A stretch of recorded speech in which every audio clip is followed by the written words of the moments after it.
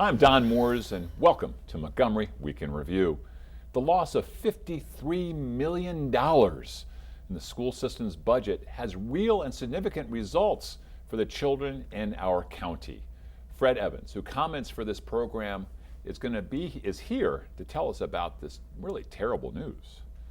All children need backpacks and supplies for the fall and the start of the next school year. Shane Rock, the Chief Executive Officer of Interfaith Works, is here to tell us about what his organization is doing to help children in need in our community succeed. The concept of the village and aging in place has really caught on in Montgomery County, and it has really especially taken foot in Silver Spring. Claire Maklan, the president of the board of directors, will explain what the Silver Spring Village is and why it's such an important part of the new Montgomery County. The League of Women Voters of Montgomery County has conceived a series of community conversations called the Civic Engagement Roundtable. Zaida Arguedas is here to give us the details. Fred Evans, over $50 million just cut out of that budget. What's going on? Well, we've been through this process before. We're a fast-growing school system. We have 153,000 students. And what happened with this current budget is that the proposal that was put forward by the Board of Education was cut by $53 million. So now what the new superintendent or the interim superintendent is going to have to do, and his staff is sent to the board their proposal. And the initial proposal says that they're going to cut about, it looks like about 360 staff positions, not all teaching positions, but mostly teaching positions, as well as programs like the Chrome, I never know the title of it, the computer, providing computers, laptops to kids, and cut back on that. You know, I was in a school just a few days ago. What level? Elementary school, primary school, a school in need. I was in talking to students about their second, third, fourth graders. They want to get them focused on good things in their future. Great program. But I was talking to some teachers, and as they were commenting on this, they were wondering, there are a lot of, we have this huge growth of supervisory jobs at Carver Building. Why is it being taken out in the schools with teachers as opposed to, as they call them, the curriculum police? That is a perpetual question. After working in the school system for 30 years, it's one that I always ask, being a school-based person. And I think that needs to be looked at. Where is the greatest effect on kids? And the greatest effect on kids is in the classroom. And so you cut 330 or whatever positions, that's going to increase class size and make it more difficult for teachers to teach 23 kids as opposed to 27 or 30 or whatever number. Fred, is there a strong group in the county that will advocate for the budget to be? There are many groups. Are you hopeful that they may succeed? Well, it all depends. You have the MCC PTA, which is the advocacy group, parents obviously for their students, and you have the unions. You have the teachers union, the support services, and also the administrators union. And apparently there was a discussion with them prior to these cuts. So I'm not sure that they necessarily initially agreed with it, but that was presented to them as information from What would be the pressure points? I mean, if I were an advocate for the schools, where would I pressure for the budget to be I think your pressure point is on the county. Of what cuts are made is on the school board. Okay, that's their decision. But in terms of funding, that would come from county council. It's the funding organization, and the state. Obviously, we get state and some federal funds, but most of our funding comes locally from the property tax, basically. Fred, we already have outcome disparity in terms of school outcomes for some of the students, and I'm wondering if these cuts will have an impact on furthering that disparity. Oh, I think it has the potential to do that. And one thing that occurred many years ago was that those schools that had greater needs, they were funded with lower class size, and that was very, very, very important. But these cuts will affect those schools as well as those schools. Well, they also were the first ones for year-round kindergarten. That's and right. all these other initiatives to help get these kids exactly raise the Exactly. bar, lower the gap, and Yeah. all that. See, I don't have children in the system, but I hear a lot about the education gap.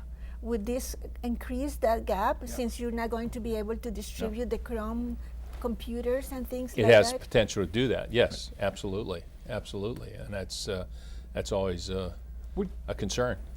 What's the next step in this? I mean, you think is it a done deal? Is it come back with? Yeah, I with don't the see executive? any funds being restored, so I think it is a done deal. The only deal that's not done, so to speak, is that the board has to determine whether they agree with Mr. Bowers' proposals of where he is suggesting the cuts and where that might be. But I think the greatest effect will be on in terms of the 300, I think 330 is correct, 330 positions, I think it will be on the classroom, and that will be a problem, absolutely.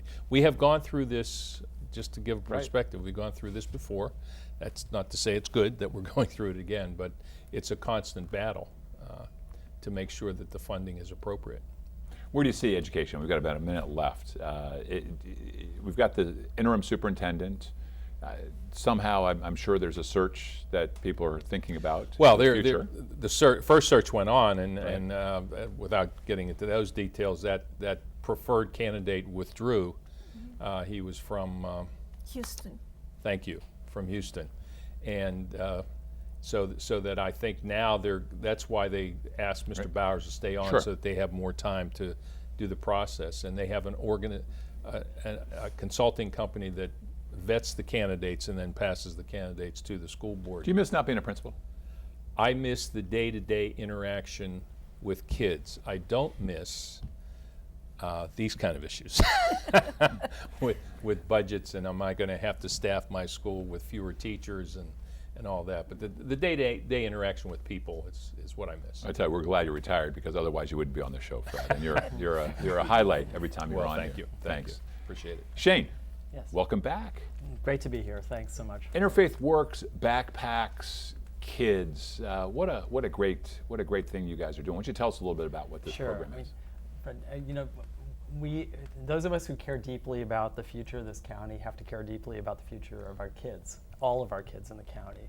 And when we stop to think that more than 40% of the children currently in the Montgomery County public schools on free and reduced price lunch programs, that's an indication of how many kids' families are struggling to afford living here. And there are many things that go into that struggle, paying rent, paying for utilities, all of those things. But when it comes around to the school year, the beginning of the school year, one of the big price items is backpacks and school supplies that every child needs to be prepared Absolutely. to go to school. Absolutely. So, Interfaith Works is one organization of quite a few around the county Right. who provide backpacks and supplies to children entering school each year. We're Right. going to distribute more than 2,500 backpacks filled completely with school supplies that kids need this coming fall. Whoa. Filled complete with school supplies, but don't they get all these books that then they're burdened down? Do we need a two backpack program here? Well, they get the books, yes. They get books from school, but they don't get paper. They don't get tabs, School supplies, dividers, right, school okay. supplies, pencils, pens, those sorts of things that they really need to be equipped to learn. Website, if people want to learn more about this exciting initiative and everything else that Interfaith Works does. Thanks. It is iWorks, iworksmc.org. And there's full information about this program on our website. The really interesting thing about our backpack distribution program is it's not just about the backpacks. The backpacks are important, but it's really about connecting the families with resources that they need to be able to move to more financial stability, to access other services. Okay. It's an entree. So when the parents and the kids come in to get backpacks, you see the children go and pick the backpack out. They get to choose their own backpack, and they choose some pretty wacky designs sometimes. But they put that on, Right. and they start to they walk taller. You can see the pride Good. filling them and their parents. And that makes a huge impact immediately. Shane, do you Yes. do a fundraiser, or do you receive grant funds from an organization, or how do you fund this effort? Well, we accept donations to fund the effort, and of course donated supplies and donated backpacks. So anyone could help you. Anyone can help, and we need the help of the community to make this work. And we would absolutely love to have volunteers come and help us distribute the backpacks as well as fill them and get them ready to distribute. That's great. I mean, we're going to talk about the Silver Spring Village in a second, but I would think that'd be a great place that all generations to come in, because the kids are our future, no matter how old you are in this. I mean, that's a key point in a lot of ways, because one of the things that people experiencing poverty or near poverty lack are connections, are a network. And when bringing together the generations, volunteers and people who have needs, or having even social occasions where people are interacting, starts to grow that network. And so it helps the seniors be able to feel like they're contributing to another generation. And it helps the generation that's being helped to have connections to people who may have resources and ideas and mentoring skills. Yeah, one of the great mentoring programs that I had at the middle school where I was principal involved citizens from the community who were retired, and they could come in and tutor and mentor kids like 3 times a week after school, and it was phenomenal. And so making those connections is really important. And so Interfaith Works, I mean, you have somebody come in, and then what are some of the other additional needs that they're looking to fill with the families? Well, we distribute the backpacks at our Interfaith Clothing Center on Twin Brook Parkway. And there we provide household supplies and clothing free of charge to people in need, more than 13,000 people in the county, throughout the county every year. We provide a variety of shelter services. We have financial assistance for people with acute financial needs. We can provide counseling. We can provide access to vocational services to help people move from a low-paying job to a higher-paying job. So we try to provide a whole wraparound approach to families who have a variety of needs. We've got about 45 seconds left. Anything you want to sum up? We're looking ahead to the future. Any big initiatives that with the kids or with the other part? Well, we're doing a number of things. One of the things we're doing is thinking about the impact of poverty on the developing brain. There's a lot of research that's been on the news recently about how children growing up in poverty experience inhibitions to their executive function of their brain, their ability to plan, to think differently about their future, their ability to, their short-term memory. So we want to design programs and interventions that help these children develop to their fullest extent when they're at an early age. Okay, well, Shane, I got to tell you, what a great role model they have in looking at the head of Interfaith Works. Thank you. Shane Rock, thank you so much. We'll be right back after these messages.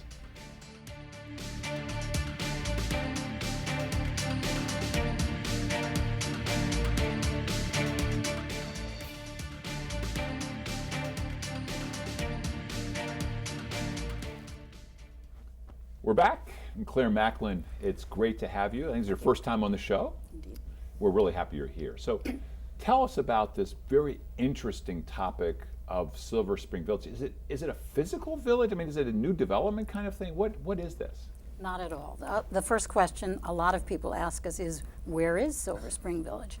And where it is, for people who live in the part of Silver Spring that we serve, it's where you are. Okay. Almost everybody says they want to age at home, in their own home or apartment. Age in place, I think. Age in place. Right. Okay. Where things are familiar, not just they want to stay in their home, but they know the community. Right. And that's what we're trying to help people do.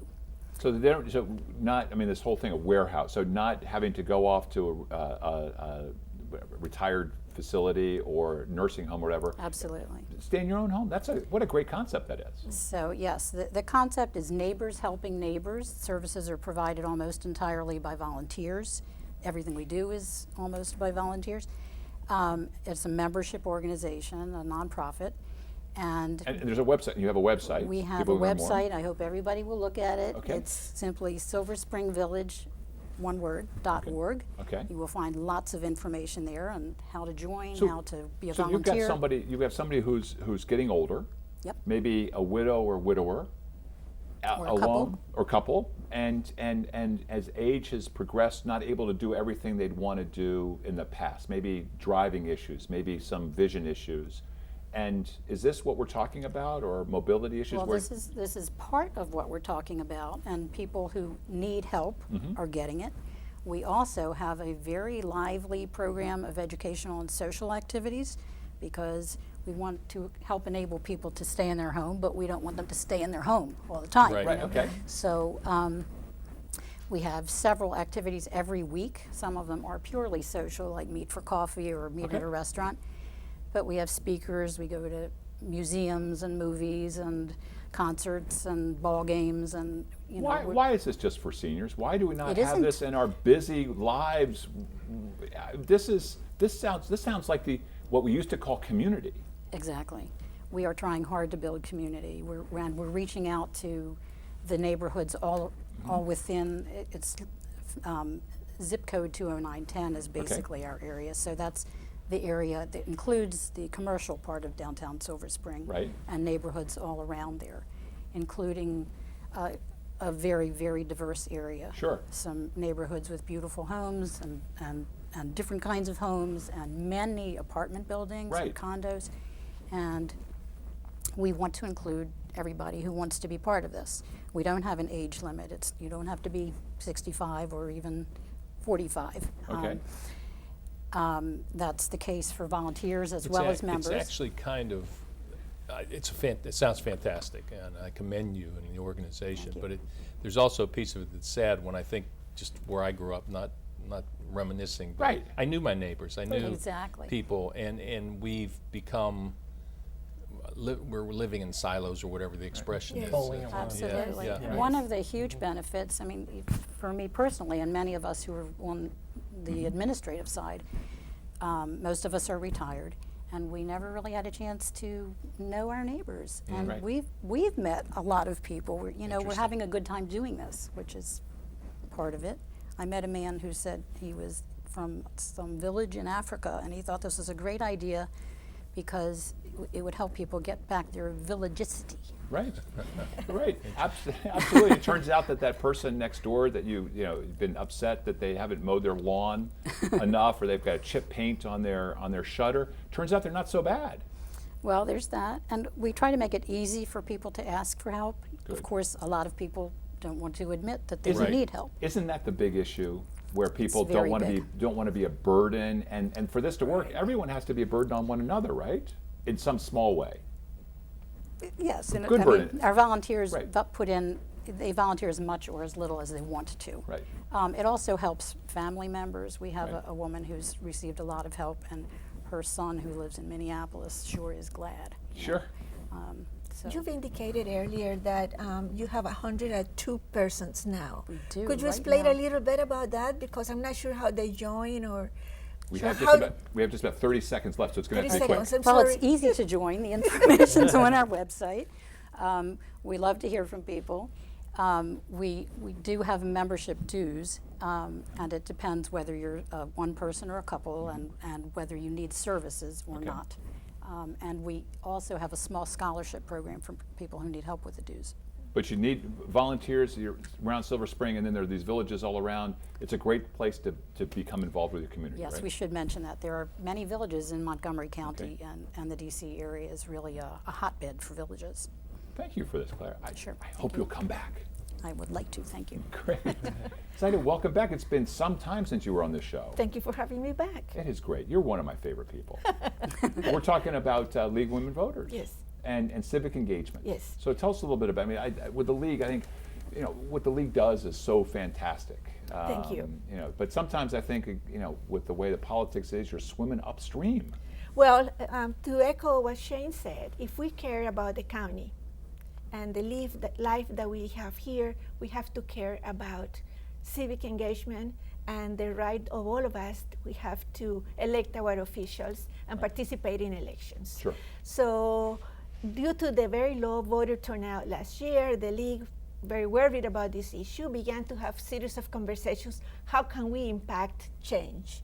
And we came up with the idea, we conceived the idea of having community conversations, including members of the community. We have members from the Caribbean community, from the Sikh community, Muslim community, Latinos, you name it. Whomever wants to join us, please join us and bring to us why in those communities you don't seem to be willing or do not have enough information to participate. Let me ask you this: on the demographic evidence, is it across the board, or is it particularly within certain immigrant communities? Is it men, women? Is it African Americans, Caucasians, Latinos? I think it's all over the place. across- I just think across it's the just across with no gender or anything impacting it. It's just, I think, part of the conversations have unveiled the fact that there were 4 major issues that came out of the conversations. First, One is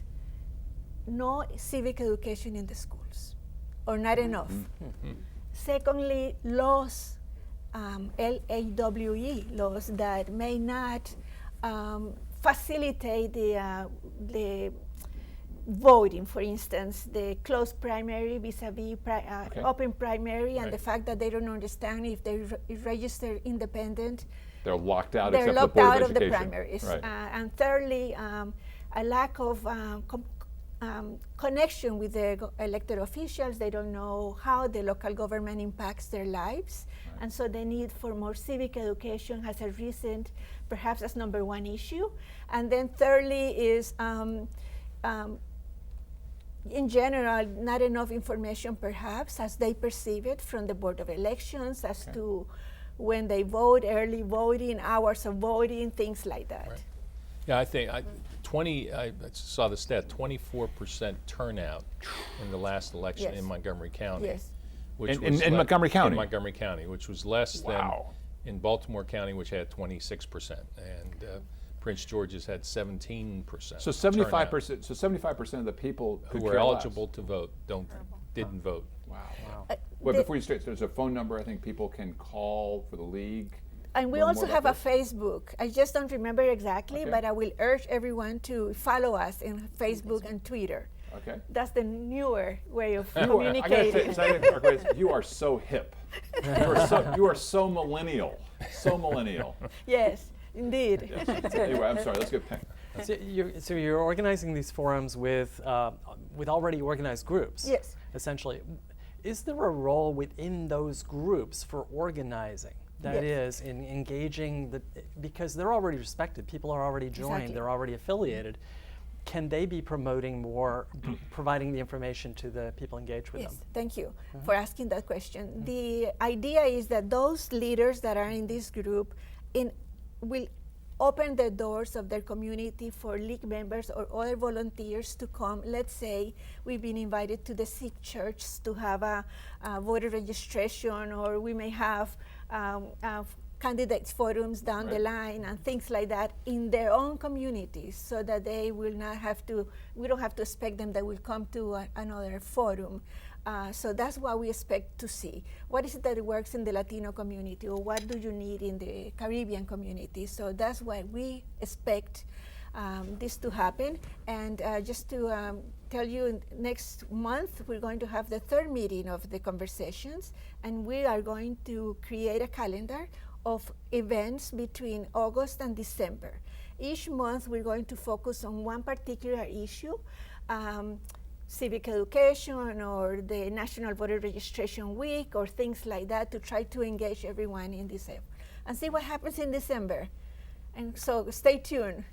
It's interesting. When I think, 15 seconds left. when I think back of why I voted in every election I'm eligible for, why? Because my parents said, you will vote. And it was just ingrained in us, and I don't know if that's happening anymore. But you know, the thing is, so many immigrants don't have that long history to tell you vote. I was 2nd generation. Good. Good. That is our final word.